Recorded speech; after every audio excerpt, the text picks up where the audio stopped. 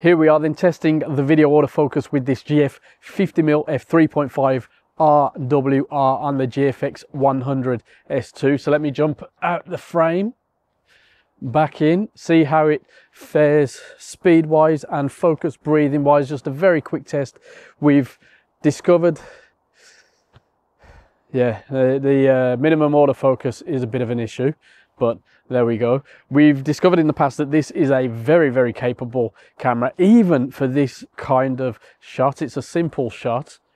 The lens might be a little bit of a limiting factor, but as you'll see, there's a lot going for it. In the next section, we're going to look at it up close, because I think one of the first things that we need to talk about is that size. It is, in internet speak, compact. I mean, for this system, it is quite dinky, let's say. Anyway, let's look at it up close, get the random test samples on the go. My waffle after some good use, then it'll be over to you in the comments. So yeah, let's crack on. Curious little lens hood, that, not seeing how much good that's doing. It's got its own little protector on it, thanks to the hire company. And the lens itself in standard format, 62mm filter thread, weather resistant of course. Let me just pop that funky little piece on the top so we can get the full effect. Not sure how much protection that's going to give, but there you go. It's a dinky little thing, isn't it? I mean, look at that. It's more aperture ring and manual focus ring than anything else. But yeah, I've got to get it on the camera first before we waffle about the specs. The lens itself weighs 335 grams, and as you can see, it is rather small. If anything in this beastly world of GFX is small and compact, this could be it. Focus distance starts at 55 centimeters. Not sure how I feel about that. This is a 40mm full frame equivalent lens with a 57.4 degree angle of view. Glass wise, 9 blades, 9 elements, 6 groups. So we'll see how that fares. As always, the rather nice clicky aperture ring, 3.5 to 32. Hold the button down, you got A and C mode. That is absolutely standard fare. Rather small manual focus ring, but I don't think you'll be too concerned with that, and you can use it if need be. At least the grip is decent, if thin. Yeah, not a lot to say, although be interesting to hear your thoughts on how it looks on the camera. We're going to get out and give it some use and abuse. We've already started the testing, of course, in the intro, but you know, we need to give this some proper use, even if the samples will be very random. Let's crack on then.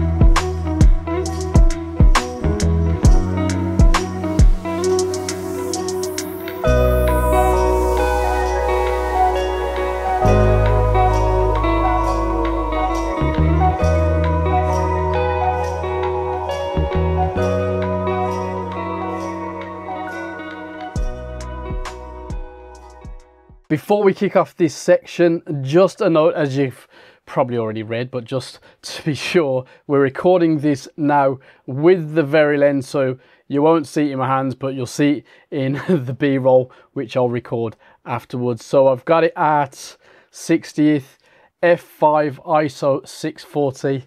My main light's on about 60%, not that that matters. So yeah, face tracking seems all right. Let's get into it then. I've given it some good use and abuse. And when it comes to build and handling, this is one of my favorite GF lenses to date, because it's simple, solid, and a mini tank of a lens. It handles as well as you need. I'm still not convinced by that lens hood. I don't think it's quite as effective as I'd like. Autofocus, especially on this camera, pretty good, although the minimum focus distance is a bit limiting. And in video shooting, there's just a bit of focus breathing. So, you know, decent performance overall.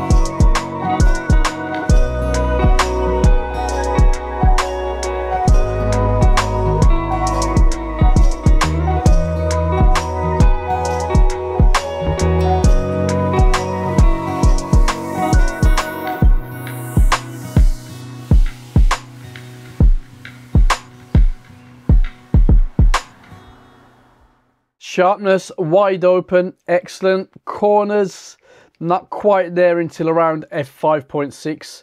Contrast, wide open, very good. And again, by f5.6, spot on. Color rendering, as always, Fujifilm's excellence. Distortion and vignetting are barely noticeable in the real world. Ghosting, flaring, minimal, not bad. But maybe chromatic aberration is a bit of a weak point. Diffraction starts creeping in around f11, and by f32, understandably, pretty unusable. Although that's where your sun stars will be. Unusable anyway. Finally, bokeh, basically almost excellent. That's it. Image quality, top quality, stop down a bit. And give or take, wide open, very good to excellent, especially in the centers. And yeah, I'll take those compromises.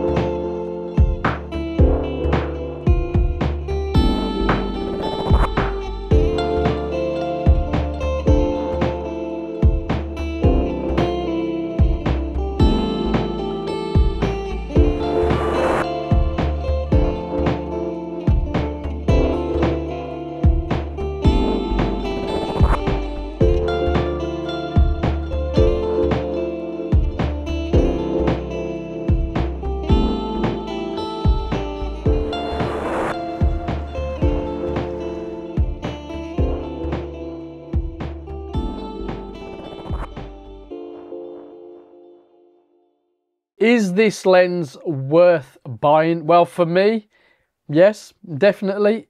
Of course, it's not perfect, but there's nothing close at this price. So it's going for around £999 there or thereabouts. I'll throw it on the screen. And the nearest equivalents, let's say the 45mm that we looked at before, that goes for £1,579. And let's also mention 63mm that we also enjoyed on the channel, which is a little less than the 45, but still a chunk more than this 50, coming in at £1,359. Now, both of those lenses are technically better overall, albeit, yeah, different focal lengths, but you get the idea.